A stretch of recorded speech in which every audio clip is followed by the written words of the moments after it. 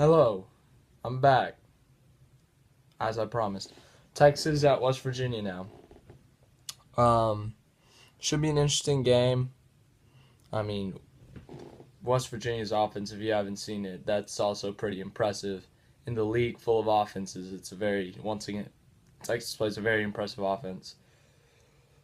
They've played Oklahoma, Oklahoma State. I'm talking about Texas. That's who they played. They played these high-power offenses in the Big 12. Who else? That's the two biggest right now. So this is probably the third biggest in the Big 12 with offenses. So it'll definitely be a difficult defensive task for Texas. But as you saw in the Oklahoma State game, Texas defense is capable of stopping a high-power offense.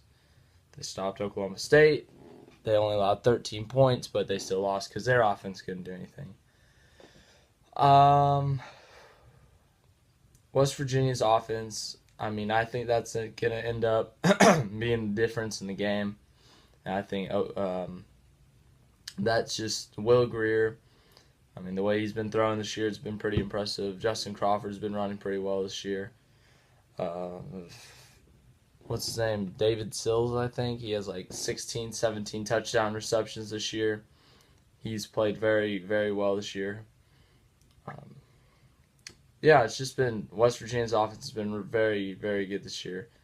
Texas offense, they're looking at playing both quarterbacks, both Buechele and Ellinger. I said that when they played TCU, but they didn't because Ellinger was still out because of some inner ear issue from the concussion. But Ellinger played a couple possessions last week. He only threw it 2 times for 9 yards and a touchdown. So Ellinger obviously trying to get back into the offense. Herman said if they need a running option, they would put Ellinger in, but if they wanted to throw it downfield, they'd probably give it to Buechele because that's Buechele's strength versus Ellinger.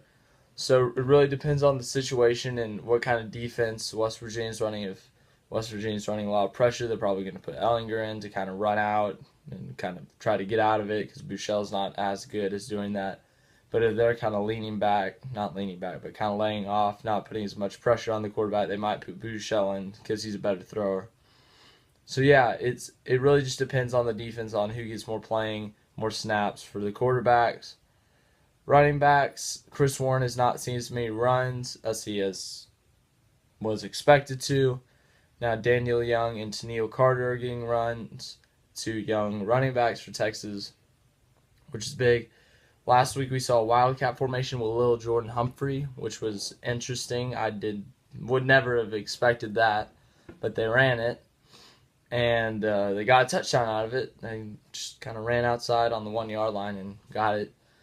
So yeah, it'll definitely be interesting to see, but I think West Virginia, they just have too good of an offense. Texas doesn't have enough offense to keep up. I think West Virginia wins this one 31-21. So yeah, West Virginia would improve to 8-3, Texas 5-6, which would force Texas to beat Texas Tech at home next week in order to be bowl eligible. So yeah, but if Texas can pull off this upset, that'd be nice too. But it'll be a very difficult game. Yeah. NBA video most likely coming sometime this week. I don't know when. And then the recap, obviously, even though I haven't gotten to it the last 2 weeks, I will this week because I have more free time. Yeah. And then I will also do a NASCAR championship race preview. So that will come soon.